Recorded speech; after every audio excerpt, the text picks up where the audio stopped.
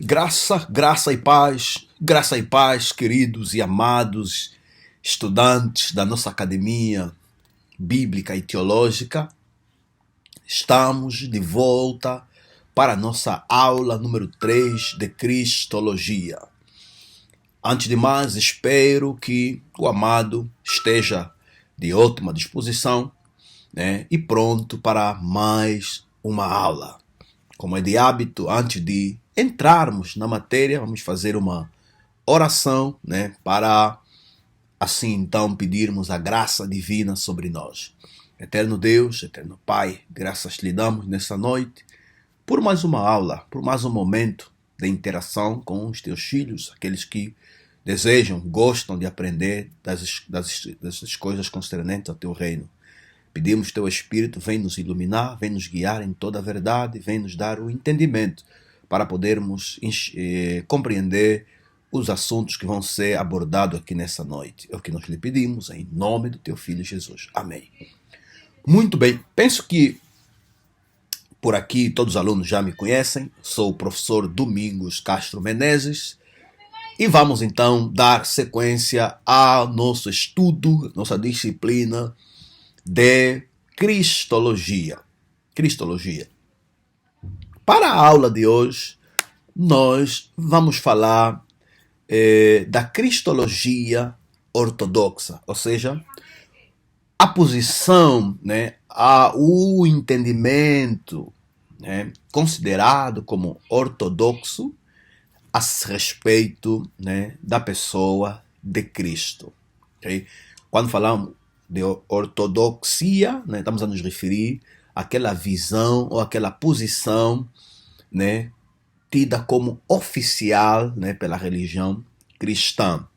É aquela posição conforme podemos encontrar nos credos oficiais da cristandade. Okay? Então, esta é a ortodoxia.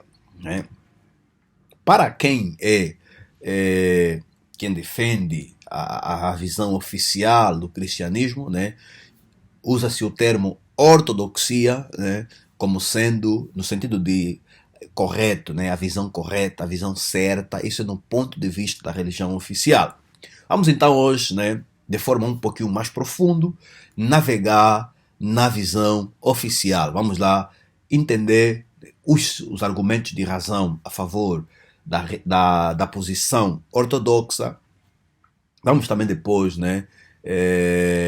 esta aula basicamente vamos apresentar os argumentos de razão, aquilo que se apresenta como a fundamentação para sustentar esta doutrina. E no final vamos então fazer algumas observações, algumas notas que podem ser consideradas como os problemas ou as debilidades da visão ortodoxa. Muito bem.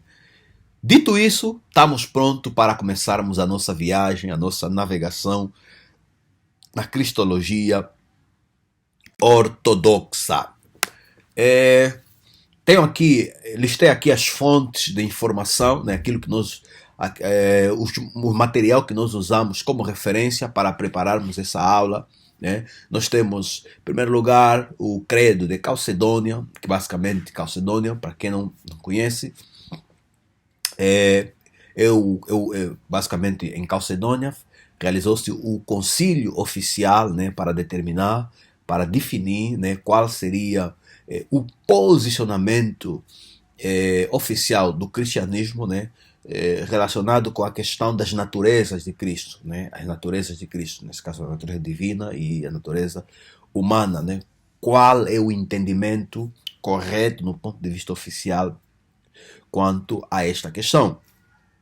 Também usamos como referência o credo de Atanásio, que é o credo que eu penso que os alunos já dominam, já estão familiarizados com este credo, porque já usamos nas aulas passadas, inclusive na cadeira de doutrina nós demos uma mergulhada nesse credo. É também um dos documentos que nós usamos aqui nesta aula. E depois então temos aí a teologia sistemática de Louis Berkhof, a teologia sistemática de Charles Hodge, e, finalmente, o livro de Teologia Sistemática de Millard Erickson. Essas são as fontes de informação que nós consultarmos para, né, a nossa aula. Okay? Também, se o irmão quiser aprofundar mais algumas questões que nós trazemos à tona aqui, podes consultar esse livro. Claro que serão de muita valia, né? Na compreensão daquilo que é a visão ortodoxa, a visão oficial. Devemos também aqui sublinhar que maior parte, né, das denominações cristãs, elas subscrevem-se, né, subscrevem ou elas apoiam, né, a visão ortodoxa, né. Poucas denominações são aquelas que de facto não são a favor da visão ortodoxa, né. Podemos até citar aqui algumas denominações que não se apegam à visão ortodoxa, mas prefiro citar ao longo do desenvolvimento, né, da nossa temática, ok? Eis aí então as biografias, a referência que nós usamos aqui para a nossa aula sobre Cristologia no ponto de vista da ortodoxia. Qual é então a posição da ortodoxia? Precisamos também aqui começar já por dizer que, tradicionalmente falando, né, a concepção, né, acerca da pessoa de Cristo é um assunto controverso, mesmo a própria cristandade, a religião cristã, né, desde o século II ao século V, né, mudou de posição. Ou seja, nós conseguimos dar conta, né, um desenvolvimento gradual, né, daquele conceito que nós temos hoje, daquele conceito que chegou hoje no cristianismo. Ou seja, por exemplo, a visão que os cristãos do século I tinham de Jesus não é a mesma visão, por exemplo, né, que nós encontramos no século IV, e a visão do século IV não é a visão que nós encontramos no século V, ok? E em diante, né? Devemos adiantar que a visão, né, que chegou até nós, essa visão basicamente ela começa a ser solidificada no século V, né, e é então fechada no século VI no Credo de Atanásio, né? Esta concepção, né, sobre a pessoa de Cristo que nós temos na ortodoxia, ela não é uma concepção bíblica, ou seja, ela não foi formulada tomando como premissa as escrituras sagradas.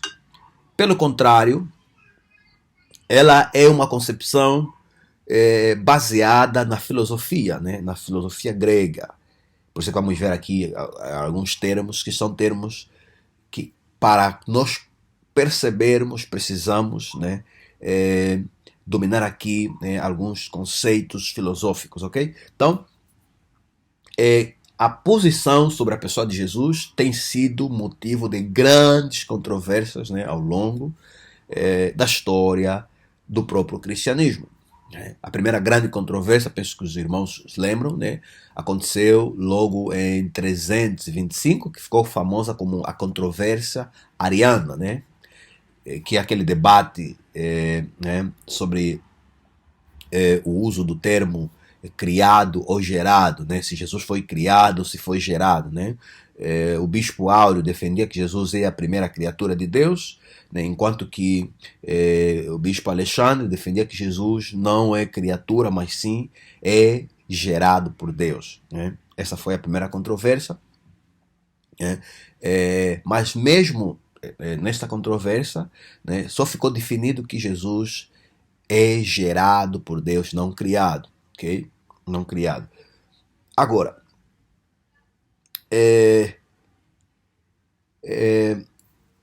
a definição final de Cristo, ou a definição, como já adiantei, oficial de Cristo, ela começa a ser montada no credo de Calcedônia, né? No credo de Calcedônia, Lá reza que, deve-se crer, né? Esse já é o enunciado, né, da visão ortodoxa, né? Deve-se crer em Cristo como sendo uma pessoa, né, uma hipóstase, né, e duas naturezas, né, duas naturezas ou duas essências. Ou seja, ele é uma pessoa, é um ente, é uma individualidade, é uma pessoa. Entretanto, ela tem duas naturezas. Ou seja, de forma mais específica, ele, Cristo, nesse caso, é crido como sendo uma pessoa que é perfeitamente Deus e perfeitamente homem. Alguns dizem que Cristo é uma pessoa que é 100% Deus e 100% homem, né? Por 100% Deus, 100% homem, quer se dizer que ele é perfeitamente homem e perfeitamente Deus. Entende-se que Cristo, antes de encarnar-se, antes de vir aqui no mundo como homem, ele existia como um Deus, verbo divino, Deus, né? E esse verbo divino, esse Deus, né, Deus Filho, como se chama, o verbo de Deus ou Deus Filho, ao encarnar-se, ou seja, ao assumir a forma humana, não esvaziou-se da sua divindade. Ou seja, ele continuou sendo divino, simplesmente adicionou a sua natureza divina à natureza humana. De tal forma que ele continuou perfeitamente Deus e perfeitamente homem. Okay? Esta é a posição ortodoxa, que também é conhecida como a doutrina da união hipostática. Hipostática, a união das duas naturezas, a natureza humana e a natureza divina. Okay? Então, agora, este é o enunciado, né? Quais são... vamos agora olhamos alguns elementos, né? Quando falamos de, já adiantei aqui, união hipostática, basicamente é o que nós já anunciamos, né? Que uma pessoa, Jesus Cristo, tem duas naturezas intrinsecamente ligadas. Okay? Intrinsecamente ligada, de tal forma que não se pode dizer que em Jesus havia duas pessoas, uma pessoa divina, outra pessoa humana, não, mas é uma única pessoa que tinha em si duas naturezas aglutinadas a si. Ok? Agora, é importante aqui nós observarmos que no conceito, no ponto de vista daqueles que defendem a ortodoxia, né, quando afirmam que Jesus é divino, não estão a se referir ao sentido de que ele é um ser divino, como os anjos, como outros seres divinos que existem. Não. Né? Na visão ortodoxa, quando se afirma que Jesus é divino, quer-se dizer que ele é perfeitamente igual ao Pai, de tal forma que não se pode dizer que Jesus seja inferior a Deus, ou que Deus seja superior a Jesus. Né? Quando dizem que Jesus é divino, eles querem dizer que Jesus é perfeitamente igual a Deus, o Pai. Ou seja, entende-se que todos os atributos essenciais que o Pai tem, o Filho também tem. De tal forma que não existe atributo que o Pai tenha que o Filho não tenha.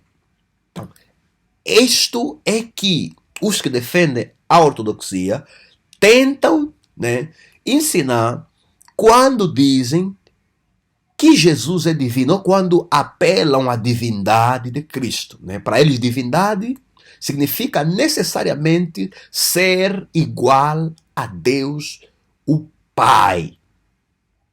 Né? Ok? Então, esta é a nota que deve ficar na nossa observação. Ok? Isso porque nós vimos, né, que o termo divino ou Deus, né, tem na Bíblia é usada pelo menos em 5 sentidos. Não vou aqui repetir, porque já repetimos várias vezes, né? E há um sentido específico em que só é aplicável a Deus o Pai, que é o facto dele ser a fonte primária de toda a existência que não teve fonte. Então, para quem defende a ortodoxia, também creem que Jesus Cristo é a fonte primária de toda a existência que não teve fonte. Ok? Então, quando eles dizem que em Jesus encontra-se duas naturezas, né? A natureza divina e a humana, quer dizer que Jesus é perfeitamente Deus, igual ao Pai, e perfeitamente humano, né? Igual a nós. Aqui então usa-se a expressão que Cristo é consubstancial com o Pai, quanto à sua divindade, e consubstancial a nós, os humanos, né, quanto à sua humanidade, ok? Então aqui coloca-se em paralelo a humanidade de Cristo, que nesse caso ele é semelhante a nós quanto à sua humanidade, entretanto, ele é semelhante ao Pai quanto à sua divindade. Portanto, então fica aqui evidente que a expressão consubstancial, né, significa semelhante. Quer dizer que Jesus é crido como sendo semelhante ao Pai quanto à sua divindade e semelhante a nós, os humanos, né, quanto à sua natureza humana. Uma outra observação que é feita, né, quando fala-se da humanidade de Jesus, né, destaca-se ou diferencia-se Cristo de nós, os seres humanos, né, o facto dele não possuir, não ter a natureza pecaminosa em si. Ou seja, ele, de facto, nasceu perfeito, né, sem pecado, assim como era Adão antes, então, da queda no jardim, ok? Eu não sei se os irmãos conseguiram perceber aqui a ideia da união hipostática, né? Que Cristo é uma pessoa contendo duas naturezas distintas, perfeitamente Deus e perfeitamente homem. Como Deus é consubstancial ao Pai e como homem é consubstancial a nós, os humanos, ok? Vamos então seguir avante. Se alguém tiver alguma pergunta, se algum estudante não perceber bem alguns dos aspectos que nós afloramos aqui, não hesitem em nos enviar, né, vossas questões no nosso grupo do WhatsApp, né, para melhor esclarecimento, caso for necessário. Vamos então agora aqui nos focar, né, já que vimos que Cristo, de acordo com a ortodoxia, é crido, né, ser consubstancial com Deus, ou seja, perfeitamente Deus, né? Vamos então ver aqui aquilo que a ortodoxia, né, nos apresenta como sendo a divindade de Cristo. Ok, vamos nos focar por enquanto na divindade de Cristo e depois no final vamos olhar também um pouquinho naquilo que é apresentado como sendo a humanidade de Cristo. Ok. Quando se fala de divindade de Cristo, né, já adiantamos, traz-se a ideia de que Cristo é perfeitamente igual ao Pai em essência. Okay? O termo essência, quando se usa a palavra essência, né, nesse conceito que estamos aqui a abordar, está a se referir basicamente, né, ao conjunto de atributos ou qualidades, né, que faz, né, um ser o que ele é. Ou seja, quando se fala de essência divina, né, quer dizer que são as características, são as qualidades que fazem um ser divino. Ok? Ok, então, entende-se que Cristo tem exatamente todas as características, todos os atributos que tornam Deus ser Deus. Capítulo? Entende-se que Cristo tem todas as qualidades, todas as características que fazem Deus ser Deus. Okay? Por isso é que os que defendem a ortodoxia, né, dizem que Cristo é igual ao Pai. Ou seja, querem dizer com isso que ele possui todas as características, todos os atributos que o Pai tem. De tal forma que não é possível dizer que o Pai tem A e o Filho não tem.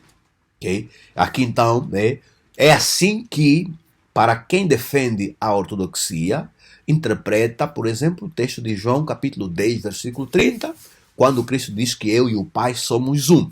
Para quem defende a ortodoxia, entende que aqui eu e o Pai somos um, quer dizer que Cristo tem perfeitamente todas as qualidades, todas as características, todos os atributos que são do Pai. Ou seja, ele partilha perfeitamente todos os atributos do Pai. De tal forma que é errado alguém dizer que Cristo seja inferior ao Pai, né, em essência, né? Ou que Cristo seja menos Deus do que o Pai, ou que o Pai seja mais Deus que Cristo. Okay? Então, na percepção ortodoxa, né, não é possível, né, esta diferenciação. Na posição ortodoxa, entende-se que Cristo é inferior a Deus, nesse caso o Pai, com relação à sua humanidade. Para eles, sempre que Jesus fala, apresenta-se como inferior ao Pai, para eles se refere à sua condição de servo, à sua condição de homem, né? Não como Deus, não como divino. É assim então que entendem, né, os irmãos que defendem a ortodoxia. Vamos então seguir. Quais são então os argumentos que os teólogos, né, que defendem a ortodoxia têm para fundamentar a sua tese, né, de que Cristo é perfeitamente igual a Deus, o Pai? Ou seja, que Cristo partilha de todos os atributos que o Pai tem. Ok? Vamos lá.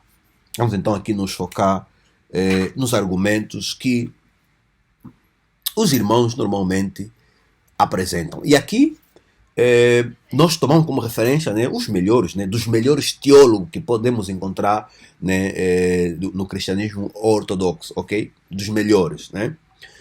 Vamos começar aqui, por exemplo, com os argumentos que nos é apresentado pelo teólogo Erickson Millard, né, um teólogo sueco, né, muito famoso, muito respeitado. Então, trouxe aqui os argumentos que ele usa para fundamentar, né, esta tese de que Cristo partilha dos mesmos atributos que o Pai, que ele é perfeitamente igual ao Pai. Né? O primeiro argumento que nos é apresentado, né, por exemplo, é o texto de Mateus, capítulo 13, versículo 41, né? Atenção, aqui eu, de acordo com o teólogo Erickson Millard, né, ele diz que, nesse texto de Mateus, capítulo 13, versículo 41, de fato, Jesus promete enviar seus anjos, bem como também vir no seu reino. Né? Isso é verdade.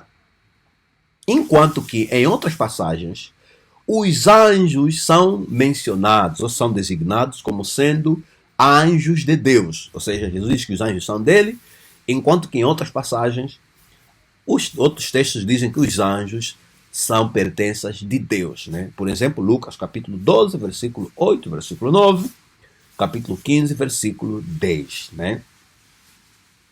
E também, né, Cristo falou que o reino é dele, enquanto que em outras passagens é dito que o reino é de Deus. O reino é chamado de reino de Deus. Por exemplo, Mateus capítulo 12, versículo 28, Mateus capítulo 19, versículo 24, Mateus capítulo 21, versículo 31 e o versículo 43, né? Onde a expressão reino dos céus, né, em vez de reino dos céus, né, o Mateus, nesse caso, usa a expressão reino de Deus como, nesse caso, sinônimo. Então, segundo o teólogo aqui, o facto de Cristo dizer que os anjos, né, que ele viria no seu reino com os seus santos anjos, e em outras passagens, né, os anjos serem chamados de anjos de Deus e o reino ser chamado de reino de Deus, né, na visão do teólogo aqui, Erickson Millard, isso é uma evidência de que Jesus Cristo de facto é Deus, ou seja, que ele partilha dos mesmos atributos com Deus o Pai. Okay? Este é o primeiro argumento que nos é apresentado. Okay? O segundo argumento que nos é apresentado para provar que Cristo é perfeitamente igual ao Pai, né? Ainda do mesmo escritor, ele diz assim, atenção, eu estou a citar aqui no livro de Teologia Sistemática, né, de Erickson, de Millard Erickson, aqui troquei o nome, é Millard Erickson. Ele diz assim, no segundo argumento dele, a reivindicação de Jesus perdoar pecados, né? Filho, os teus pecados estão perdoados, né? Isso encontramos em Marcos, capítulo 2, versículo 5 ao versículo 11. Diz então aqui o irmão Erickson que essa declaração foi interpretada pelos escribas como o exercício de uma prerrogativa divina, exclusiva de Deus, o poder de perdoar pecados, né? Ou seja, na visão dos escribas, segundo aqui Millard, né, o facto de Jesus dizer que ele podia perdoar pecados, né, eles entenderam isso como blasfêmia, porque na visão dos escribas, né, o perdoar pecado, né, é uma prerrogativa divina, ou seja, somente Deus pode perdoar pecados. Então, na visão dos teólogos ortodoxos, isto é uma prova de que Jesus apresenta-se, né, numa categoria de igualdade com Deus o Pai. Okay? Este é o segundo argumento que nos é apresentado. O terceiro argumento que nos é apresentado, né, é o facto de Jesus ainda reivindicar a prerrogativa de julgar o mundo. Encontramos em várias passagens, né, como Mateus 25, versículo 31, versículo 36, né, onde ele diz que ele se assentaria em seu trono glorioso e separará as ovelhas dos bodes, né? Um texto muito conhecido. Ou seja, somente Deus pode julgar, somente Deus pode definir o destino, né, dos seres humanos. Né? Então, se Jesus apresenta-se, se ele chama para si o poder de julgar os seres humanos, né, ele deve estar a se passar, né, por Deus, ou deve estar a se igualar, deve estar a reivindicar, né, possuir, né, igualdade com Deus. Esse é o terceiro argumento que nos é apresentado. O facto de Jesus, né, reivindicar, né, ter poder para julgar, né, a condição espiritual e determinar o destino dos seres humanos. Okay? O quarto argumento que nos é apresentado é o facto de Jesus, né, reivindicar ter autoridade sobre o sábado. Né? Sabemos que a lei sobre o sábado foi estabelecida por Deus, né? Encontramos isso basicamente em Êxodo capítulo 20, versículo 8 ao versículo 11. Né? E Cristo então aparece, né, reivindicando ter autoridade, ter poder sobre o sábado. Né? Marcos 2, 27 a 28. Vemos Jesus a fazer aquilo que era proibido fazer por lei, né, no sábado. E ele, quando foi de facto acusado pelos judeus, né, ele respondeu que Assim como o pai trabalha até o sábado, ele também, filho, trabalha no sábado. Né? Ele ainda vai mais além, que o sábado não foi o homem, né, criado por causa do sábado, mas sim o sábado foi instituído por causa do homem. Ou seja, com essas palavras Jesus demonstra, né, ele reivindica ter autoridade sobre a lei do sábado, que é uma lei de Deus. Então aqui interpretam, né, os teólogos trinitarianos que se Cristo desafia, se ele reivindica ter autoridade sobre um princípio, sobre uma ordem dada por Deus, no mínimo ele está a se igualar com Deus em termos de autoridade. Ou seja, está a chamar para si a prerrogativa, né, de ter, né, de ser igual ao próprio Deus em termos de essência. Né? Este é o quarto argumento que nos é apresentado. O quinto argumento, né, é a reivindicação, né, dele ter um relacionamento especial com o Pai. Né? Como, por exemplo, ele diz que eu e o Pai somos um.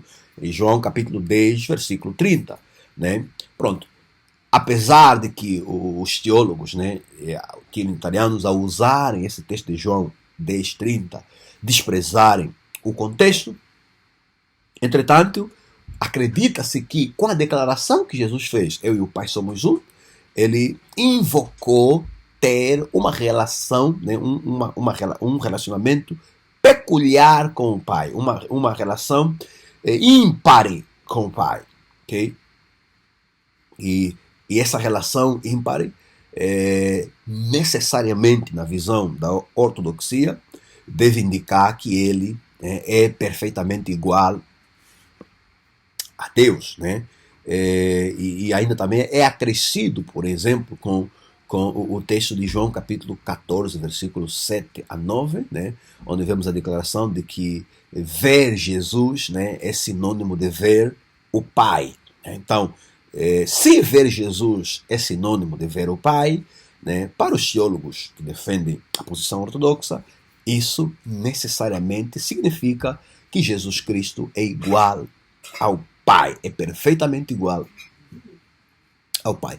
E o quinto argumento que nos é apresentado, né, é a reivindicação de Jesus, né, ser o fato de Jesus reivindicar sobre a sua pré-existência, né? Aqui, com base no texto de João, da Evangelho de São João, capítulo 8, versículo 58, onde ele diz que antes que Abraão existisse, eu sou. Antes que Abraão existisse, eu sou. E o teólogo Millard associa esta afirmação de Jesus, que antes que Abraão fosse, ou antes que Abraão existisse, eu sou, com a declaração de Yahweh, não é? No texto de Êxodo, capítulo 3, versículo 4, versículo 15, Êxodo 3, versículo 14, versículo 15, né? Quando, né, Moisés perguntou a Yahweh quem ele era, qual era o seu nome pessoal, né? E Deus então apresentou-se como sendo o eu sou, né? Eu sou, ou o Yahweh, né? Neste ponto de vista, né, de acordo com Miller, né, então Cristo, ao afirmar que antes que Abraão existisse, eu sou, ele está se identificar como sendo o Yahweh. Ou seja, assim como o Pai se apresenta como Yahweh em Êxodo 3, versículo 14 e 15, né, Jesus se apresenta como Yahweh, né, com essa expressão, antes que Abraão existisse, eu sou. João capítulo 8, versículo 58.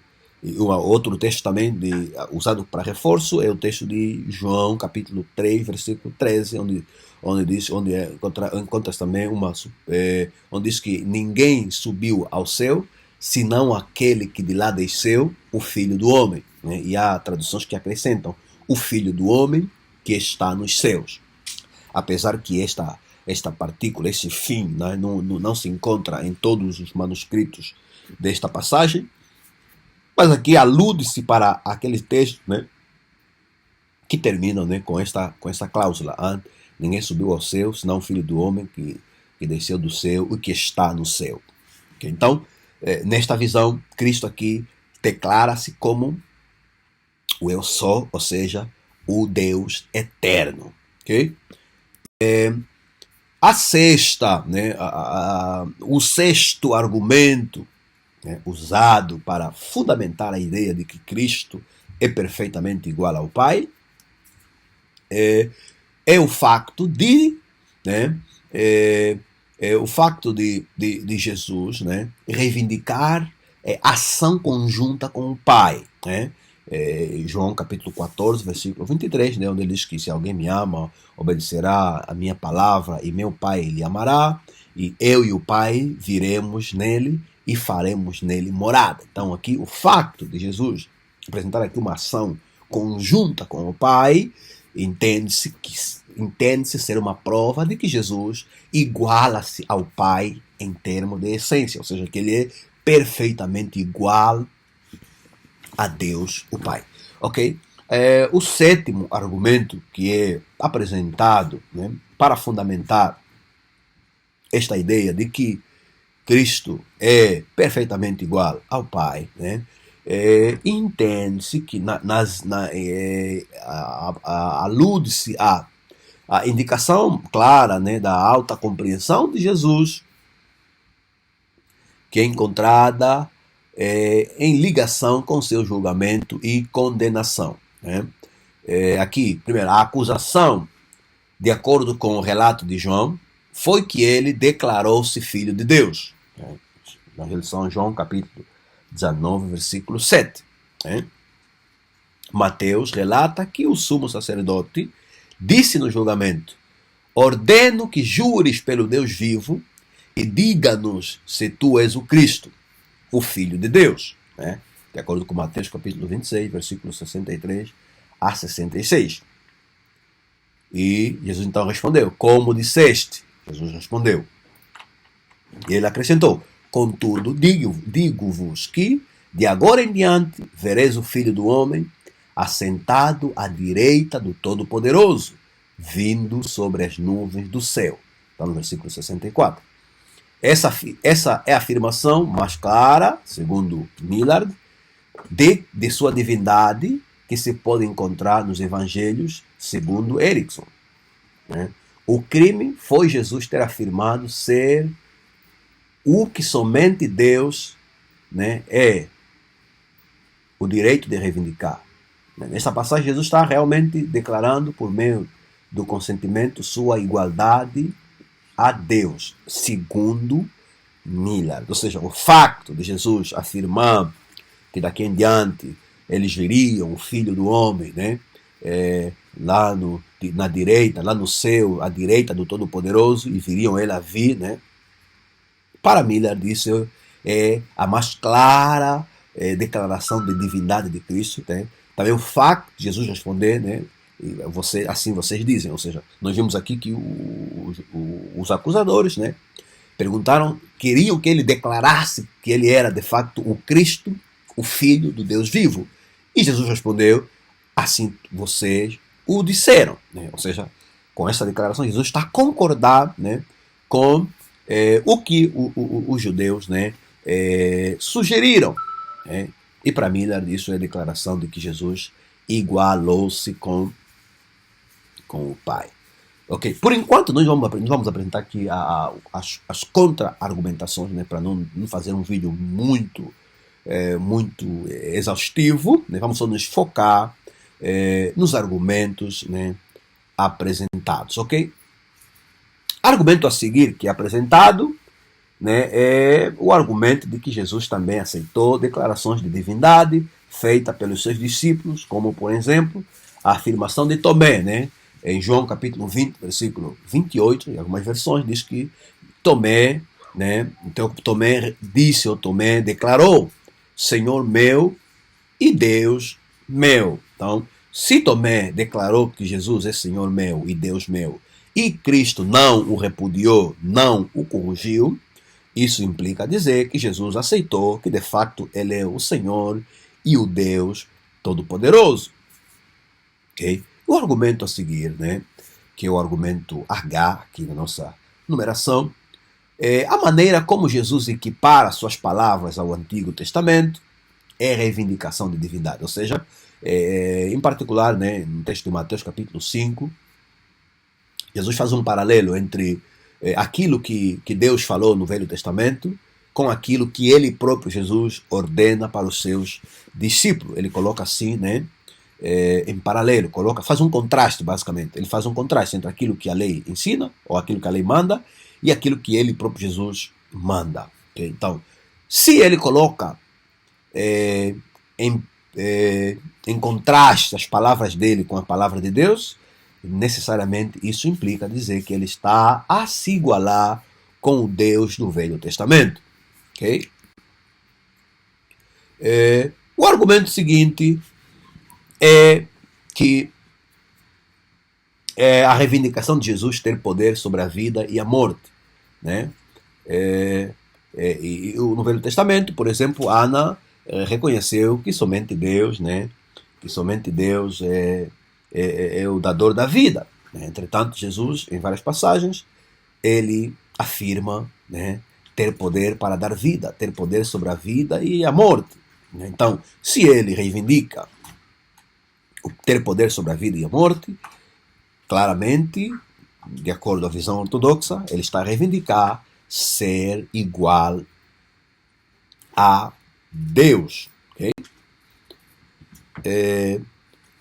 O argumento seguinte, né, também o facto de Jesus, né, Jesus usou o título de Filho de Deus, né, e pronto, entende-se que apesar de que o título de Filho de Deus não é sinônimo de divindade, entretanto, defende-se que Jesus usou esse termo Filho de Deus, né, dando a este título uma conotação de divindade, ou seja, no sentido mais exaltado possível, como sendo aquele que é igual a Deus. Assim defende a ortodoxia, ou seja, no ponto de vista dos cristãos que defendem a ortodoxia, quando afirmam que Jesus é Filho de Deus, para eles significa que Jesus é perfeitamente igual a Deus. Okay?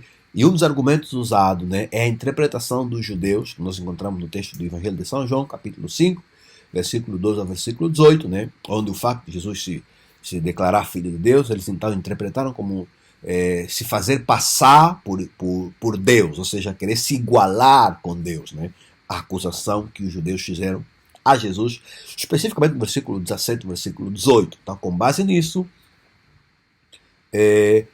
a ortodoxia defende que Jesus é Filho de Deus, no sentido de ser ele igual a Deus em essência.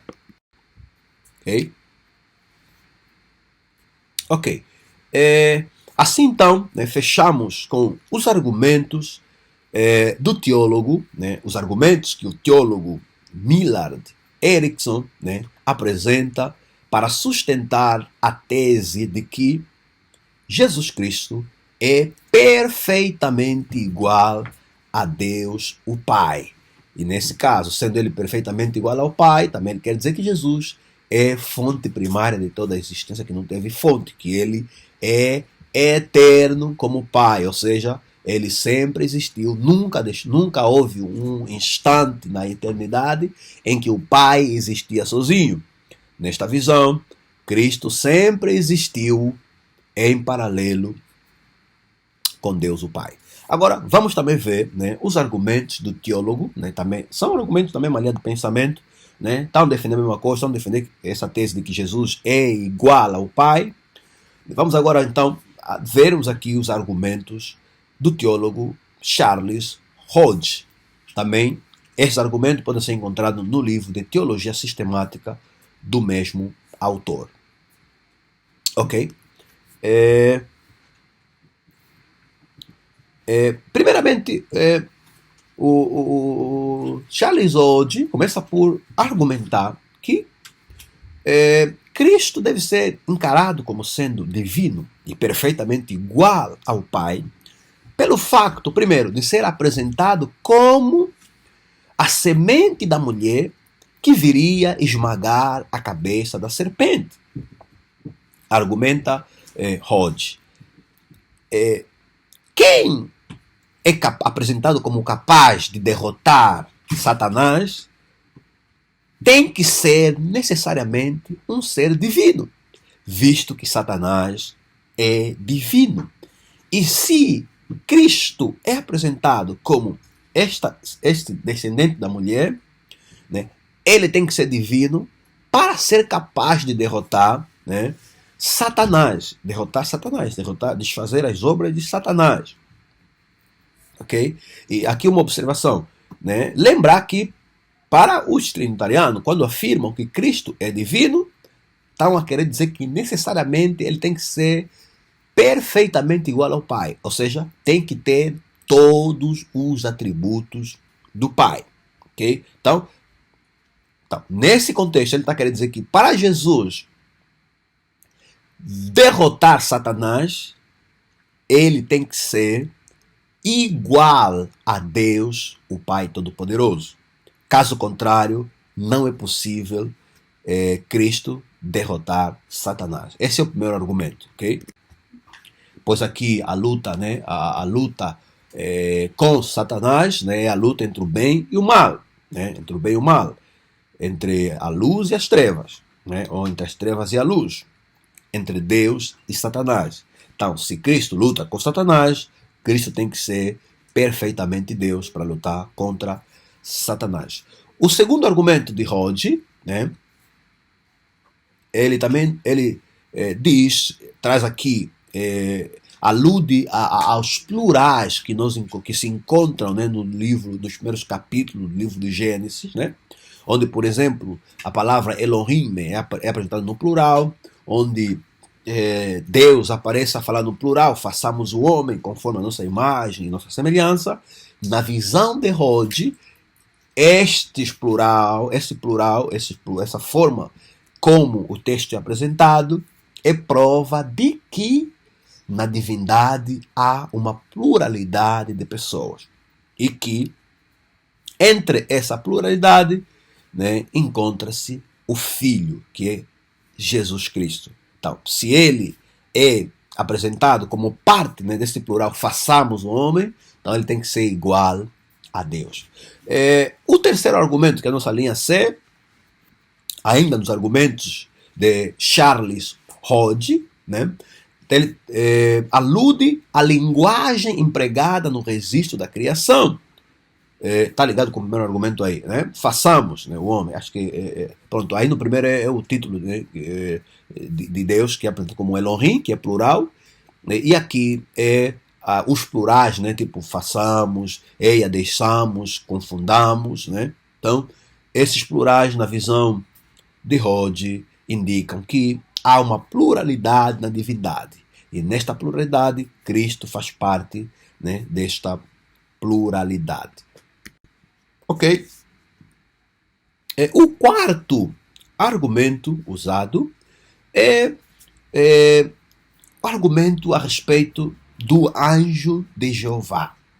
Anjo de Jeová, que se apresenta em nome de Jeová, que aceita as pessoas se dobrarem diante dele, lhe darem adoração, e também é chamado por Jeová. Ok? Então, entende-se que esse anjo de Jeová, que também é chamado de Jeová, é Cristo, né? É Cristo.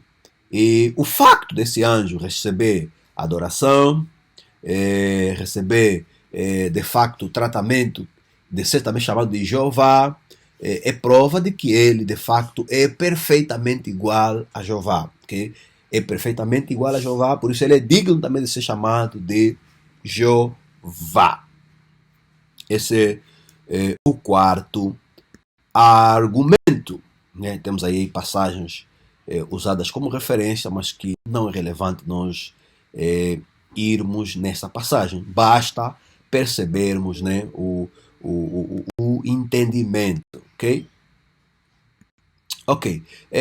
Outro argumento, né, defendido por Hodge são os textos messiânicos, né, que nós encontramos nos Salmos, né, o jeito como estes salmos descrevem a pessoa do Messias, né? Por exemplo, Salmos 45 descreve um rei, né? Invocado como Deus, né? Teu trono, ó Deus, é para todo sempre, o que é citado em Hebreus capítulo 1, versículo 8, e que é aplicado a Cristo como prova que ele é qualificado a receber culto de todas as criaturas inteligentes. Ou seja, o autor dos Hebreus, né, interpreta o texto de Salmo 45 como sendo aplicável a Cristo. Né? E na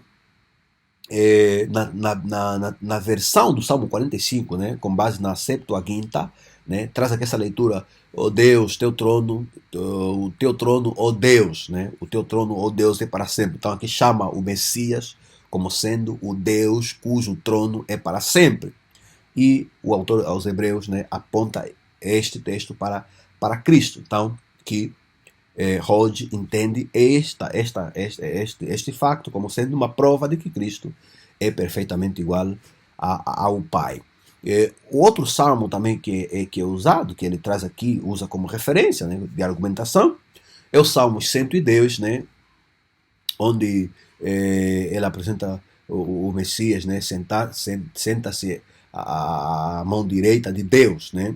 A ele é associado em termos de igualdade, ou seja, o facto que na visão de hoje, o facto do Messias se sentar ao lado direito de Deus quer dizer que o Messias é igual a Deus, ok? Basicamente esse é o pano de fundo, né, da argumentação. Ok? E o outro argumento é o facto, né, a descrição do Messias nos profetas. Né? Por exemplo, em particular, o profeta Isaías, né, no capítulo 4, o capítulo 7, o capítulo 9, né, onde Isaías descreve um menino que será nascido, né, com alguns títulos, com títulos divinos. Né? Em particular, o capítulo 9, versículo 6, né, onde diz que um menino será nascido e um filho nos deu, e o principado estará sobre os seus ombros, e o seu nome será Maravilhoso Conselheiro. A Bíblia aqui apresenta como maravilhoso, depois conselheiro, né? Mas maravilhoso conselheiro, Deus forte, atenção, Pai da eternidade e Príncipe da paz. Né? Para hoje, esses títulos são provas cabais de que este Messias apresentado no texto tem que ser igual ao Pai. Ok? Então, esse é o outro argumento que é apresentado. Penso que já não é relevante irmos aí, né, apresentam para defender a tese de que Cristo é perfeitamente igual a Deus, o Pai. Ok? Entretanto, devo aqui adiantar que este posicionamento, estes argumentos, trazem muitos problemas sem resposta. Trazem muitos problemas sem respostas. Os problemas vamos apresentar na aula seguinte, que vai ter como título os problemas, né, da cristologia ortodoxa, ok? Por enquanto, vamos ficar por aqui. Caso os irmãos tenham alguma dúvida, já sabem, não esqueçam de nos enviar as vossas questões no nosso grupo do WhatsApp, ou mesmo, né, no meu número particular 922 300 892, ou pelo 913 31 61 12, ou ainda por e-mail, né, acadbiblica.teologica@gmail.com. Que Deus de paz nos possa abençoar. Até a próxima aula. Apresentação dos profetas, né? Esses então são os argumentos, né, que os teólogos que defendem a ortodoxia